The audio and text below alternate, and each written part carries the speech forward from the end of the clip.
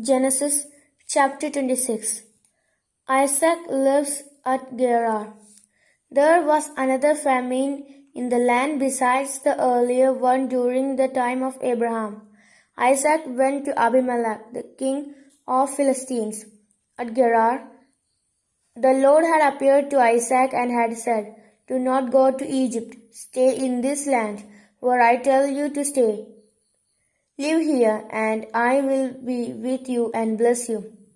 I am going to give all this territory to you and to your descendants. I will keep the promise I made to your father Abraham. I will give you as many descendants as there are stars in the sky, and I will give them all this territory. All the nations will ask me to bless them as I have blessed your descendants. I will bless you because Abraham obeyed me and kept all my laws and commands." So Isaac lived at Gerar. When the men there asked about his wife, he said that she was his sister.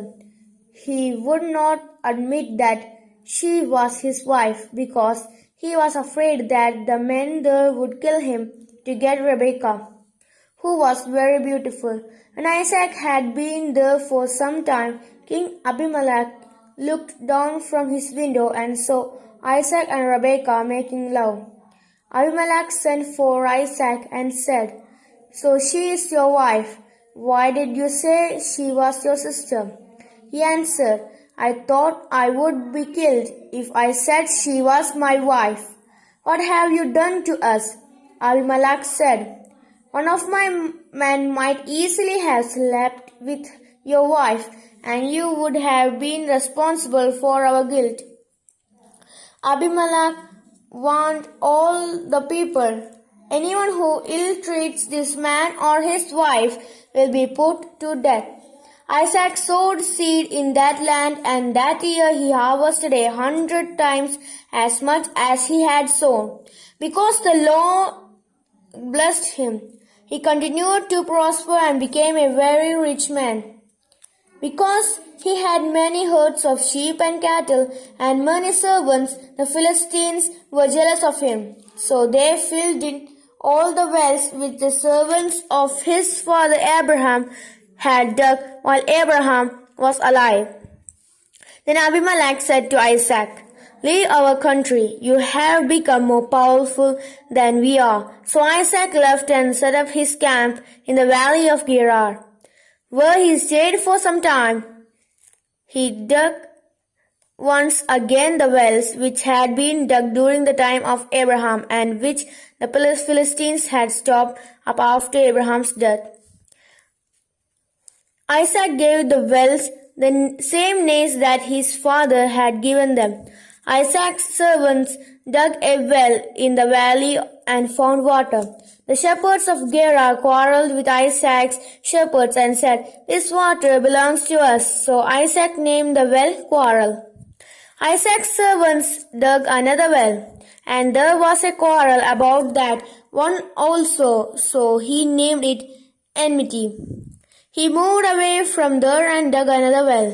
There was no dispute about this one, so he named it Freedom.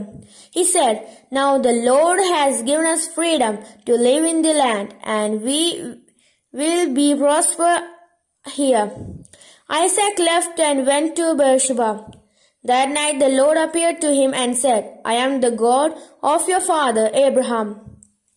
Do not be afraid. I am with you. I will bless you and give you many descendants because of my promise to my servant Abraham." Isaac built an altar there and worshipped the Lord. Then he set up his camp there, and his servants dug another well. The agreement between Isaac and Abimelech. Abimelech came from Gerar with Ahuzat, his advisor, and Phicol, the commander of his army, to see Isaac. So Isaac asked, "Why have you now come to see me when you were so unfriendly to me before and made me leave your country?" They answered, "Now we know that the Lord is with you, and we think that there should be a solemn agreement between us. He wants you to promise that You will not harm us, just as we did not harm you. We were kind to you and let you live peacefully. Now it is clear that the Lord has blessed you." Isaac prepared a feast for them, and they ate and drank. Early next morning, each man made his promise and sealed it with a vow. Isaac said goodbye to them, and they parted as friends. On that day, Isaac's servants came and told him about the well which they had dug. They said, "We have found water." He named the well Vogue. That is how the city of Beersheba got its name. Esau's foreign wives. When Esau was 40 years old, he married two Hittite women, Judith, the daughter of Beeri, and Basmath, the daughter of Elon. They made life miserable for Isaac and Rebekah.